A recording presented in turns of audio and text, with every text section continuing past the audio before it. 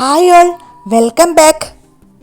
Social മീഡിയയിൽ വൈറലായിക്കൊണ്ടിരിക്കുന്ന Bigg Boss season 6 contestant Jasmine ജാഫറിന് ഹൈപ്പർ ആക്ടിവിറ്റി അതല്ലെങ്കിൽ ADHD എന്ന സിംറ്റംസ് കാണിക്കുന്നു എന്ന് കാണിച്ച് ആദിൽ ഉനൈസ് ഹുസൈൻ എന്ന വ്യക്തി അദ്ദേഹത്തിൻ്റെ യൂട്യൂബ് ചാനലിൽ പറഞ്ഞിട്ടുണ്ടായിരുന്നു. അതിനെ തുടർന്ന് പലരും എന്നോട് ചോദിച്ചു തുടർന്ന് അതൊക്കെ ശരിയാണ്, അവൾക്ക് അങ്ങനെ ഒരു അസുഖമുണ്ടോ, ഇനി ഞങ്ങളും അതിലെ ചില കാര്യങ്ങളൊക്കെ സെയിമായിട്ട് ചെയ്യുന്നുണ്ട്, ഇനി ഞങ്ങൾക്ക് അങ്ങനെ എന്തെങ്കിലും കുഴപ്പമുണ്ടോ, ഞങ്ങൾ ഡോക്ടറെ കാണിക്കേണ്ടതുണ്ടോ, പിന്നെ ചിലർ ഞങ്ങളോട് ചോദിച്ചു ഞങ്ങളെ കുട്ടികളിൽ ഈ പറഞ്ഞ കുറച്ച് സിംറ്റംസ് ഒക്കെ കാണുന്നുണ്ട്, ഞങ്ങൾ എന്താണ് ഇനി ചെയ്യേണ്ടത് എന്നൊക്കെ ചോദിച്ചിട്ടുള്ള കുറേ മെസ്സേജുകളൊക്കെ എനിക്ക് വന്നിട്ടുണ്ടായിരുന്നു. ADHD അല്ലെങ്കിൽ attention deficit hyper activity disorder എന്ന ഒരു അസുഖം കുട്ടികളിൽ കാണിക്കുന്ന സിംറ്റംസ് ആയിരിക്കില്ല മുതിർന്നവരിൽ കാണിക്കുന്നത്. മുതിർന്നവർക്ക് അഡൽട്ട് ADHD എന്നാണ് അറിയപ്പെടുന്നത്. ഒരു പ്രായപൂർത്തിയൊക്കെ ആയ ഒരാളിൽ ഹൈപ്പർ ആക്ടിവിറ്റിയുടെ സിംറ്റംസിൽ ഏതെങ്കിലുമൊക്കെ കാണിക്കുകയാണെങ്കിൽ അയാൾക്ക് ഹൈപ്പർ ആക്ടിവിറ്റി ആണെന്ന് പറയാൻ നമ്മൾക്ക് പറ്റില്ല. കാരണം അതിൽ പലതുണ്ട്, അത് ഞാൻ അവസാനമായിട്ട് പറയാം.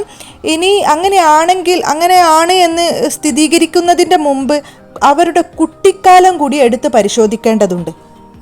ജാസ്മിൻ്റെ കാര്യത്തിൽ ഇങ്ങനെ ഒരു പ്രശ്നമുണ്ടോ എന്ന് പരിശോധിക്കുന്നതിൻ്റെ മുമ്പ് എന്താണ് ഹൈപ്പർ ആക്ടിവിറ്റി അതല്ലെങ്കിൽ ADHD എന്ന രോഗം എന്താണ്, ഇത് കുട്ടികളിൽ ഉണ്ടാകുന്നത് എങ്ങനെ, ഇത് മുതിർന്നവരിൽ ഉണ്ടാകുന്നത് എങ്ങനെ, ഇതിൻ്റെ കുട്ടികളിൽ ഉണ്ടാകുന്ന സിംറ്റംസ് ഏതൊക്കെ, മുതിർന്നവരിൽ ഉണ്ടാകുന്ന സിംറ്റംസ് ഏതൊക്കെ, ഇത് എങ്ങനെ തിരിച്ചറിയാം, ഇതിൻ്റെ ചികിത്സ എങ്ങനെയൊക്കെയാണ് എന്നതിനെക്കുറിച്ചൊക്കെ ഉള്ള ഒരു വീഡിയോ ആണിത്.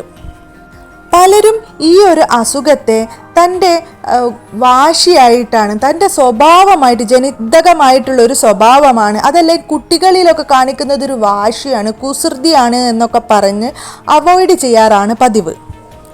ഈ ഒരു വീഡിയോ പൂർണ്ണമായിട്ട് കാണുകയാണെങ്കിൽ നിങ്ങൾക്കാർക്കെങ്കിലും ഇങ്ങനെയൊരു സിംറ്റംസ് ഉണ്ടോ, ഈ ഒരു രോഗത്തിൻ്റെ സിംറ്റംസ് ഉണ്ടോ, അതല്ലെങ്കിൽ നിങ്ങളുടെ കുട്ടികൾക്ക് ഇങ്ങനെ സിംറ്റംസ് ഉണ്ടോ എന്ന് വളരെ വ്യക്തമായിട്ട് മനസ്സിലാക്കാൻ കഴിയും. വീഡിയോയിലേക്ക് പോകുന്നതിന് മുമ്പ് സബ്സ്ക്രൈബ് ചെയ്യാതെയാണ് ആരെങ്കിലും എൻ്റെ വീഡിയോ കാണുന്നതെങ്കിൽ ഒന്ന് സബ്സ്ക്രൈബ് ചെയ്ത് വെച്ചേക്കണേ. എന്താണ് ഹൈപ്പർ ആക്ടിവിറ്റി എന്ന് പറയുന്നത്, അതല്ലെങ്കിൽ ADHD അല്ലെങ്കിൽ attention deficit hyper activity disorder എന്ന് പറയുന്നത് എന്താണ്? നമ്മുടെ തലച്ചോറിലെ രാസപദാർത്ഥങ്ങളായ ശരീരചലനം, ഇമോഷൻസ്, ശ്രദ്ധ എന്നിവ കൺട്രോൾ ചെയ്യുന്ന ഹോർമോണിൻ്റെ ഇൻബാലൻസ് മൂലമുണ്ടാകുന്ന ഒരു അവസ്ഥയാണ് ഇത്. ഈ ഒരു ഹൈപ്പർ ആക്ടിവിറ്റി ഉള്ളവർക്ക് ശ്രദ്ധയുണ്ടാകില്ല, ഒന്നിലും ശ്രദ്ധ കേന്ദ്രീകരിക്കാൻ പറ്റില്ല. ഇവരുടെ സ്കൂളിലെ കാര്യങ്ങളൊക്കെ എടുത്ത് നോക്കുകയാണെങ്കിൽ കുറച്ചു നേരം അങ്ങനെ ടീച്ചർ പറയുന്നത് കേട്ട് ഇങ്ങനെ ഇരിക്കുകയാണെങ്കിൽ കുറച്ച് സമയം കഴിഞ്ഞ് ഇവർക്ക് അങ്ങനെ ഇരിക്കാൻ പറ്റില്ല. ഇവർ പിന്നെ പെന്നുകൊണ്ടോ കാലുകൊണ്ടോ കൈ കൊണ്ടോ ഒക്കെ എന്തൊക്കെയോ കളിച്ച് ആ ക്ലാസ്സിൽ മടുപ്പന്മാരായിട്ട് ഇരിക്കുന്നത് കാണാം. പിന്നെ ഇവർക്ക് അമിത വികൃതിയായിരിക്കും, അമിത കുസൃതിയായിരിക്കും. ഹൈപ്പർ ആക്ടിവിറ്റി ഉള്ള കുട്ടികളെ എടുത്ത് നോക്കുകയാണെങ്കിൽ ഈ കുട്ടികൾ ഒരിക്കലും എവിടെ അടങ്ങിയിരിക്കില്ല, ഇങ്ങനെ പൊട്ടിത്തെറിച്ചോണ്ടിരിക്കും.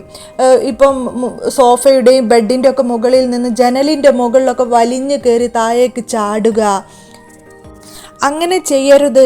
അതല്ലെങ്കിൽ അവരെ അടിക്കുകയോ അതല്ലേ ശ്വാസിക്കുകയോ ഒക്കെ ചെയ്തു കഴിഞ്ഞാൽ അവർ ആ ചെയ്യുന്നതിലും ശക്തമായിട്ടാണ് പിന്നീട് ചെയ്യുന്നത്. ഇവർ ഭയങ്കര വാശിക്കാരായിരിക്കും, അവരെന്ത് വിചാരിച്ചാലും അത് അപ്പോൾ നടക്കണം. പല കാര്യത്തിനും അവർ ആവശ്യമില്ലാതെ വാശി കാണിക്കുന്നത് കാണാം. അപ്പോൾ അവിടെ കിടന്ന് അലറി വിളിച്ച് വല്ലാത്തൊരവസ്ഥയിലേക്ക് ഈ കൂട്ടർ പോവും. പിന്നെ ഒരു കാര്യം ശ്രദ്ധിച്ചാൽ അവർക്ക് എടുത്തുചാട്ടം, ആവേശം ഇതൊക്കെ അവരിൽ കൂടുതലായിരിക്കും. ഇങ്ങനെയുള്ള കുട്ടികളെയും കൊണ്ട് നമ്മൾക്കൊരു പൊതുസ്ഥലത്തോ ഒരു പൊതുവേദിയിലോ അതല്ലെങ്കിൽ ഹോസ്പിറ്റലിലോ ഒന്നും പോവാൻ പറ്റില്ല. ഇവരവിടെ കിടന്ന് ബഹളവും ഒച്ചപ്പാടും ഭയങ്കര സംസാരവും ഒക്കെ ആയിരിക്കും. 3-4 വയസ്സൊക്കെ ആകുമ്പോൾ കുഞ്ഞുങ്ങൾക്ക് ഇതിൻ്റെ ചെറിയ ലക്ഷണങ്ങളൊക്കെ കണ്ടു തുടങ്ങും. ഒരു 7 വയസ്സിനുള്ളിൽ പൂർണ്ണമായും ഇവരുടെ ലക്ഷണങ്ങൾ പുറത്തു വന്നിരിക്കും. കുട്ടികളായിരിക്കുമ്പോൾ കുറച്ച് കുസൃതിയൊക്കെ ഉണ്ടാവില്ലേ? തൻ്റെ കുട്ടിക്ക് കുസൃതി ആയിരിക്കാം, അതല്ലെങ്കിൽ വികൃതിയുടെ ഭാഗമായിട്ടായിരിക്കും ഇങ്ങനെയൊക്കെ കാണിക്കുന്നത് എന്ന് പറഞ്ഞ് മാതാപിതാക്കൾ ഈ ഒരു രോഗം അവോയ്ഡ് ചെയ്യും. കുട്ടികളെ നിയന്ത്രിക്കാനാവാത്തൊരവസ്ഥ വരുമ്പോഴാണ് ചില മാതാപിതാക്കളെങ്കിലും ഡോക്ടറെ കാണിക്കാൻ തയ്യാറാവുന്നത്. ഈ ഒരു അസുഖം കുട്ടിയുടെ പ്രായം കൂടുന്നതിനനുസരിച്ച് കുറയാറാണ് പതിവ്. എന്നാൽ ഒരു 45% കുട്ടികളിൽ ഇതിൻ്റെ എഫക്റ്റ് കുറയാതെ കൗമാരപ്രായത്തിലേക്കും യൗവനത്തിലേക്കൊക്കെ കടക്കാറുണ്ട്. ഇതിനെ അഡൽട്ട് ADHD എന്നാണ് പറയുന്നത്. അഡൽട്ട് ADHD ഉള്ളവർക്ക് ഹൈപ്പർ ആക്ടിവിറ്റി കുറയുകയും ശ്രദ്ധക്കുറവ് കൂടുകയും ചെയ്യും. അതായത് ഈ വികൃതികളൊക്കെ ഉണ്ടാവില്ല, കുട്ടികൾക്കുണ്ടാകുന്ന കുറച്ച് വികൃതികളൊക്കെ ഉണ്ടാവും, കുട്ടികൾക്ക് മാത്രമുള്ളതല്ല, അതൊക്കെ ഒന്ന് കുറയും. ഈ മരത്തിൻ്റെ മുകളിലൊക്കെ കയറി ചാടുക, എവിടെ ഇരിക്കാതിരിക്കുക, ബെഞ്ചിൻ്റെ മുകളിലൊക്കെ കിടന്ന് ഉരുളുക, ഇങ്ങനത്തെ കുറേ നിലത്ത് കിടന്ന് ഉരുളുക, ഇങ്ങനത്തെ കുറേ കാര്യങ്ങളുണ്ട്. അങ്ങനത്തെ കാര്യങ്ങളൊക്കെ ഇവർ കുറയും. ഇവരിൽ അതൊന്നും കാണില്ല. പക്ഷേ മറിച്ച് ഇവരുടെ ശ്രദ്ധക്കുറവ് കൂടും. പല കാര്യങ്ങളും ഇവർക്ക് ശ്രദ്ധ കേന്ദ്രീകരിക്കാൻ പറ്റില്ല. പഠനത്തിൽ, ഹയർ സ്റ്റഡീസിൽ, ജോലി സംബന്ധമായിട്ടുള്ള കാര്യങ്ങൾക്ക്, ദാമ്പത്യ ജീവിതത്തിൽ എല്ലാം ഇത് ബാധിക്കാറുണ്ട്. ഇവർക്ക് എടുത്തുചാട്ടം കൂടുതലായിരിക്കും. മുൻപും പിൻപും ഒന്നും ആലോചിക്കുക പോലും ചെയ്യാതെ പല കാര്യങ്ങളും ചെയ്തു കൂട്ടും. ഇവർക്ക് ദേഷ്യം വന്നു കഴിഞ്ഞാൽ ഇവർ കാട്ടിക്കൂട്ടുന്ന കാര്യങ്ങൾ എന്താണെന്ന് പിന്നീട് പോലും ഇവർക്ക് പോലും ആലോചിച്ചാൽ കിട്ടില്ല. അങ്ങനെയുള്ള ഇവരുടെ കയ്യിൽ നിന്ന് പോവും എന്നർത്ഥം. ചിലരൊക്കെ ദേഷ്യം പിടിച്ചു കഴിഞ്ഞ് എന്തൊക്കെയോ കാണിച്ചു കൂട്ടിയതിന് ശേഷം പറയുന്ന കേൾക്കാം, എനിക്ക് തലയിൽ നിന്ന് വല്ലാത്തൊരു പെരുപ്പായിരുന്നു, ഞാൻ എന്തൊക്കെയോ ചെയ്ത് കൂട്ടി, എനിക്ക് ദേഷ്യം പെടുമ്പോൾ എനിക്ക് എൻ്റെ കൺട്രോളിൽ എന്നെ കിട്ടാൻ പറ്റുന്നില്ല, ഞാൻ അല്ലാതായിട്ട് മാറുന്നു എന്നൊക്കെ ചിലർ പറയുന്നത് കേൾക്കാം. ഇവർക്ക് ഈ ADHD ആയിരിക്കാം. ADHD 3 തരമുണ്ട്. അതിൽ ഒന്നാമത്തേത് ADHD പ്രിഡോമിനൽ ഇൻ അറ്റൻഷൻ ടൈപ്പ്. ഈ ഒരവസ്ഥയുള്ളവർക്ക് തീരെ ശ്രദ്ധയില്ലായ്മയായിരിക്കും. പഠന കാര്യങ്ങളിൽ ശ്രദ്ധിക്കാൻ കഴിയില്ല. അവർക്ക് ഒന്നിലും ഫോക്കസ് ചെയ്യാൻ പറ്റില്ല, ഒന്നിലും ഫോക്കസ് ചെയ്ത് ഇരിക്കാൻ പറ്റില്ല. പെട്ടെന്ന് മടുപ്പ് വരും. പേരൻസ്, ടീച്ചേഴ്സ് ഇവരൊന്നും പറയുന്നതൊന്നൊക്കെ കേൾക്കാൻ വലിയ ബുദ്ധിമുട്ടായിരിക്കും. പേന, പുസ്തകം, മറ്റ് കാര്യങ്ങളെല്ലാം അവർ മറക്കും. അവിടെ സ്കൂളിൽ പറഞ്ഞ കാര്യങ്ങൾ അവർക്ക് വീട്ടിൽ പറയാൻ പറ്റില്ല. അവരത് മറന്നുപോയി. അവർ ശ്രദ്ധയിൽ അതൊന്നും ഉണ്ടാവില്ല. അവർ ടീച്ചർ പറയുന്ന കാര്യങ്ങളൊന്നും ശ്രദ്ധിച്ചിട്ടുണ്ടാവില്ല. ഹോംവർക്ക് ചെയ്യാൻ പറഞ്ഞത് ശ്രദ്ധയിലുണ്ടാവില്ല. അങ്ങനെ പല കാര്യങ്ങളിലും ഈ ശ്രദ്ധക്കുറവ് ഇവർക്ക് കാണും. രണ്ടാമത്തേത് ഹൈപ്പർ ആക്ടിവിറ്റി ഇമ്പൾസിവിറ്റി. ഇങ്ങനെയുള്ളവർക്ക് എപ്പോഴും ഓട്ടവും ചാട്ടവും തന്നെയായിരിക്കും. സ്കൂളുകളിലായാലും വീട്ടുകളിലായാലും അവരൊരു നിമിഷം പോലും വെറുതെ ഇരിക്കില്ല. അവരെന്തെങ്കിലുമൊക്കെ ഇങ്ങനെ ചെയ്തുകൊണ്ടിരിക്കും. ഒന്നെങ്കിൽ കോയിൻ്റെയൊക്കെ ഓടി കോഴി വരെ തളർന്നിട്ടുണ്ടാകും. എന്നാലും ഇവർ തളരില്ല. ഇവർ ഭയങ്കരമായിട്ട്, ഞാനൊരു എക്സാമ്പിൾ പറഞ്ഞതേ ഉള്ളൂ. ഒരു ബെഞ്ചിൻ്റെ മുകളിലൊക്കെ കയറിയിട്ട് ചാടുക, എവിടെ ഇരിക്കാതിരിക്കുക, നമ്മൾ ഇങ്ങനെ അപകടകരമായിട്ടുള്ള കാര്യങ്ങളൊക്കെ ഇവരിങ്ങനെ ചെയ്തുകൊണ്ടിരിക്കും. ഇവരെ കൊണ്ട് നമുക്കൊരു പൊതുസ്ഥലങ്ങളിലും ഒരു പരിപാടിക്കും കല്യാണത്തിനൊന്നും പോകാൻ പറ്റില്ല. ഇവരങ്ങനെ ആക്റ്റീവായിട്ട് എന്തൊക്കെയോ ചെയ്തുകൊണ്ടിരിക്കും. അതേപോലെ ഇവരെ നല്ലോണം ശ്രദ്ധിക്കുകയും വേണം. കാരണം ഇവരെപ്പോഴും വേണമെങ്കിലും അപകടം വരുത്തി വെക്കാം. പിന്നെ ഇമ്പൾസിറ്റി ഉള്ളവർക്ക് ഇതേപോലെ ക്ഷമ തീരെ ഉണ്ടാവില്ല. ഇവർക്ക് എവിടെയെങ്കിലുമൊക്കെ എന്തെങ്കിലുമൊക്കെ നമ്മൾ എന്തെങ്കിലും കൊടുക്കുമെന്നൊക്കെ പറഞ്ഞാൽ അവർക്ക് പെട്ടെന്ന് കിട്ടണം. അവർ കാത്തു നിൽക്കില്ല, എനിക്കിപ്പം വേണം. അതേപോലെ ക്യൂ ഒന്നും നിൽക്കില്ല. ക്യൂ നിന്നിട്ടൊന്നും ഒരു സാധനം ഇതാക്കാൻ പറ്റില്ല. അവർക്ക് അപ്പളത്തിന് ദേഷ്യം പിടിക്കും. അതേപോലെ ഇവർക്ക് കളിക്കാനൊക്കെ പോകുമ്പം ഇവർക്ക് മുന്നിൽ ഓടിയെത്തണം, ഏറ്റവും ഫസ്റ്റ് ഇവർ എത്തണം. അതേപോലെ കളിക്കുമ്പോൾ ആദ്യത്തെ ബോൾ തനിക്കാൻ, ബാറ്റ് തനിക്കാൻ, അങ്ങനത്തേനൊക്കെ വെറുതെ വാശി പിടിക്കും. വെറുതെ വാശി പിടിച്ച് അതിലെന്തെങ്കിലുമൊക്കെ പ്രശ്നങ്ങൾ ഉണ്ടാക്കി വെക്കും. ഇതൊക്കെ ഇവരുടെ സ്വഭാവമായിരിക്കും. അതേപോലെ അവർക്ക് എന്തെങ്കിലും ആവശ്യമാണെങ്കിൽ അത് പെട്ടെന്ന് കിട്ടണം, അത് അവർക്ക് തന്നെ കൂടുതൽ കിട്ടണം. അതേപോലെ ഇവർക്ക് ജയിക്കണം, എല്ലാത്തിലും ഇവർക്ക് ജയിക്കണം. തോൽക്കുന്നത് ഇവർക്ക് ഇഷ്ടമുണ്ടാവില്ല. പിന്നെ ഇവർ ചെയ്യുന്നൊരു കാര്യമുണ്ട്, ഹോംവർക്കൊക്കെ പെട്ടെന്ന് ചെയ്യും. അതെന്താണ് ചെയ്യുന്നത് എന്ന് അവർക്കറിയില്ല. എന്തിനോ വേണ്ടിയിട്ട് ഇവർ പെട്ടെന്ന് അത് ചെയ്ത് തീർക്കും. അതിൽ ശരിയാണോ തെറ്റാണോ എന്നുള്ളതൊന്നും അവർ നോക്കില്ല. അത് ശരിയായാലും തെറ്റായാലും അവർക്ക് അതൊരു പ്രശ്നമാവില്ല. പിന്നെ ഇവർ ചോദ്യം മനസ്സിലാക്കാതെ ആയിരിക്കും ഉത്തരം എഴുതുക. ടീച്ചറൊക്കെ എന്തെങ്കിലും ചോദിക്കുന്നതിൻ്റെ മുമ്പ് ഉത്തരം അറിയണമെന്നൊന്നുമില്ല, വിളിച്ചങ്ങ് പറയും.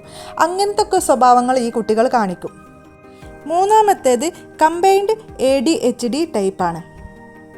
ഈ കമ്പൈൻഡ് ADHD ഉള്ളവർക്ക് നേരത്തെ പറഞ്ഞ 2 സിംറ്റംസും ഉണ്ടായിരിക്കും, 2 ലക്ഷണങ്ങളും ഇവർക്ക് ഉണ്ടായിരിക്കും. ഈ ഒരു അസുഖം ജനറ്റിക്കലായിട്ടും ഉണ്ടാകാം. നമ്മളെ വീടുകളിൽ അമ്മയ്ക്കും അച്ഛനൊക്കെ ഉള്ളതാണെങ്കിൽ ഒരു 50% കുട്ടിക്കുണ്ടാകാൻ ചാൻസ് ഉണ്ട്. അതേപോലെ സഹോദരന്മാർക്കുണ്ടെങ്കിൽ 30% ഉണ്ടാവാനും ചാൻസ് ഉണ്ട്. ഇങ്ങനെ രക്തബന്ധത്തിലൊന്നും അല്ലാതെ തന്നെയും ഉണ്ടാവാൻ ചാൻസ് ഉണ്ട്. പിന്നെ ഈ ഒരു ADHD ഉണ്ടാവാനുള്ളൊരു കാരണം എന്ന് പറയുന്നത് ഗർഭിണിയൊക്കെ ആയിരിക്കുമ്പോൾ പുകവലി, മദ്യപാനം ഇതൊക്കെ ഉള്ളവർക്ക്, മാസം തികയാതെയുള്ള കുഞ്ഞ് അങ്ങനെയുള്ളവർക്കൊക്കെ ഇതുണ്ടാവാൻ ചാൻസ് കൂടുതലാണ്. പിന്നെ ഇതിൻ്റെ ട്രീറ്റ്മെൻറ്റ് 2 തരമാണ്. ഒന്ന് മെഡിസിനായിട്ടും പിന്നൊന്ന് ബിഹേവിയർ തെറാപ്പിയുമാണ്. മെഡിസിൻ കൊടുക്കുന്നത് എന്ന് വെച്ചാൽ അതിൻ്റെ ലക്ഷണത്തിൻ്റെ തീവ്രത അനുസരിച്ചാണ് ഇതിൽ മെഡിസിൻ തീരുമാനിക്കുന്നത്. പിന്നെ ഇമ്പോർട്ടൻ്റ് ആയിട്ടുള്ള ഒരു കാര്യമാണ് ബിഹേവിയർ തെറാപ്പി. കുട്ടികൾക്ക് കൊടുക്കുന്ന പലതരം കൗൺസിലിംഗ് ഇതിലുണ്ടാകും. പിന്നെ പേരൻസിന് പ്രത്യേക ടീച്ചിങ് കൊടുക്കും. കുട്ടികൾക്കായി സാമൂഹികവും സാംസ്കാരികവുമായിട്ടുള്ള കഴിവുകൾ മനസ്സിലാക്കി അത് പരിപോഷിപ്പിക്കുന്ന കാര്യങ്ങളിലും അതേപോലെ തന്നെ ഇവർക്ക് അതിനുള്ളൊരു സാഹചര്യം ഒരുക്കി കൊടുക്കാനൊക്കെ കഴിയും. ഇങ്ങനെ പല മോട്ടിവേഷനിലൂടെയും കൗൺസിലിങ്ങിലൂടെയും ഒക്കെ ഇവരുടെ കോൺഫിഡൻസ് വർദ്ധിപ്പിക്കാനും ഇവരെ ഉയരങ്ങളിലെത്തിക്കാനും സാധിക്കും. ADHD ഉള്ള കുട്ടികളുടെ വീടുകളിൽ ഇവർക്ക് പ്രത്യേക പരിഗണനയും ശ്രദ്ധയും കൊടുക്കണം. അതായത് വീട്ടുകാർ ചെയ്യേണ്ട കുറച്ച് കാര്യങ്ങളുണ്ട്. പിന്നെ ഇവരെ ചിട്ടയായ ഒരു സമയം കൊടുക്കുക. അതായത് ഭക്ഷണത്തിനൊരു ടൈം, കളിക്കാനൊരു ടൈം, പഠനത്തിനൊരു ടൈം. ഇവരെ ഒരു ഇതിലും ഇങ്ങനെ അടിച്ചിരുത്താതെ ഇവരെ കാര്യങ്ങളൊക്കെ ഒന്ന് ശ്രദ്ധിച്ച് ഇവർക്ക് പ്രത്യേക കഴിവുകളൊക്കെ ഉണ്ടെങ്കിൽ അതൊന്ന് എടുത്ത് കാണിച്ച് അതിലൊന്ന് പരിപോഷിപ്പിച്ചെടുക്കാനും, അതേപോലെ ഇവർക്ക് വേണ്ടി കുറച്ച് ഇവർ ഉറങ്ങുന്നതും കളിക്കുന്നതും ഒന്നുമല്ലാതെ ഇവരെ ബുദ്ധിമുട്ടിക്കാത്തൊരു സമയത്ത്, ഇവർ നല്ല രീതിയിലിരിക്കുന്ന ഒരു സമയത്ത് കുറച്ച് സമയം ഇവരോട് സ്പെൻഡ് ചെയ്യുകയും ഇവരെ കാര്യങ്ങളൊക്കെ ചോദിച്ച് മനസ്സിലാക്കുക, സ്കൂളിലെ മറ്റെല്ലാ കാര്യങ്ങളും ചോദിച്ച് മനസ്സിലാക്കുകയും ചെയ്താൽ ഇവർക്ക് നല്ല ഇമ്പ്രൂവ്മെൻ്റ് ഉണ്ടാവും. അതേപോലെ ഇവരെ പഠിപ്പിക്കുന്ന അധ്യാപകരോട് കാര്യങ്ങൾ പറയുകയും ഇവരുടെ കാര്യങ്ങളിലും പഠനത്തിലുമൊക്കെ ഒന്ന് ശ്രദ്ധ പുലർത്താൻ പറയുന്നതും നല്ലതായിരിക്കും. കാരണം ഇങ്ങനെയുള്ള കുട്ടികൾ ഈ ഒരു പ്രവർത്തികളൊക്കെ കാണിക്കുന്നത് ടീച്ചേഴ്സിനും വെറുപ്പ് തോന്നും. അവരോട് ഷൗട്ട് ചെയ്യാനൊക്കെ തുടങ്ങും. അങ്ങനെയൊക്കെയുള്ള കാര്യങ്ങളിലൊന്ന് ഇവരെ ശ്രദ്ധിക്കുകയാണെങ്കിൽ അവർക്ക് നല്ല ഇമ്പ്രൂവ്മെൻ്റ് ഉണ്ടാവും. പിന്നെ ADHD ഉള്ള കുട്ടികൾക്ക് മൊബൈൽ, ഗെയിം അങ്ങനെയുള്ള കാര്യങ്ങളൊന്നും കൊടുക്കാതിരിക്കുന്നതാണ് നല്ലത്. പിന്നെ നമ്മൾ നേരത്തെ പറഞ്ഞു വെച്ചതാണ് ജാസ്മിൻ്റെ പ്രശ്നം. ജാസ്മിൻ്റെ പ്രശ്നം അവൾ കാണിക്കുന്നത് അവളുടെ സ്വഭാവ ദൂഷ്യം കൊണ്ടുവരും. അവളുടെ സ്വഭാവം ദൂഷ്യമാണെന്ന് പറയുകയല്ല, നമ്മൾ ജീവിച്ച സാഹചര്യങ്ങൾ ഉണ്ടാവുമല്ലോ, അതുപോലെയാണല്ലോ അവർ ബിഗ് ബോസിലായാലും എവിടെയായാലും കാണിക്കുന്നത്. അങ്ങനെയും വന്നേക്കാം. പിന്നെ ജാസ്മിൻ്റെ കാര്യത്തിലേക്ക് വരുമ്പോൾ, ജാസ്മിൻ അവിടെ കുട്ടികൾ കളിക്കുമ്പോഴുള്ള കളികളൊക്കെ എവിടെ അടങ്ങിയിരിക്കുക, കാലുകളൊക്കെ ഇങ്ങനെ ചലിപ്പിക്കുക, അത് അഡൽട്ട് ADHD പെടുന്ന സിംറ്റം അല്ല. അത് അവൾ ശീലിച്ച കാര്യങ്ങളാണ്. പിന്നെ അവൾ ഹൈജീൻ എന്ന് പറയുന്നത് ഈ ഒരു വിഷയത്തിലില്ല. പിന്നെ അവളുടെ എടുത്ത് ചാട്ടം, ഈ എല്ലാ കാര്യങ്ങളും അവിടെ ഇവിടെയൊക്കെ മറന്നു പോവുക, അങ്ങനത്തെ കുറേ കാര്യങ്ങളും അതും അവളുടെ ശീലമാണോ എന്ന് പറയാൻ പറ്റില്ല. അവർ ഓരോരുത്തർ ജീവിച്ച് വരുമ്പോൾ, അവർ ജീവിച്ച സാഹചര്യങ്ങളുമായിട്ട് വരുമ്പോൾ ഇങ്ങനെയുള്ള ശീലങ്ങളും വന്നേക്കാം.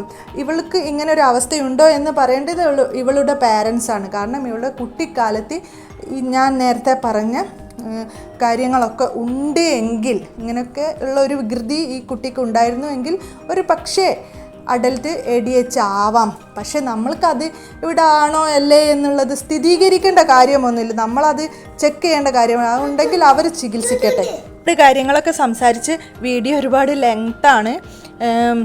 എല്ലാവരും എൻ്റെ വീഡിയോ സബ്സ്ക്രൈബ് ചെയ്യുകയും സപ്പോർട്ട് ചെയ്യുകയും ചെയ്യണേ. പിന്നെ എൻ്റെ വീഡിയോ ഇഷ്ടമായിട്ടുണ്ടെങ്കിൽ ലൈക്ക് ചെയ്യാൻ മറക്കരുത് കേട്ടോ. ഇനി മറ്റൊരു വീഡിയോയുമായിട്ട് കാണുന്നത് വരെ ബൈ ബൈ.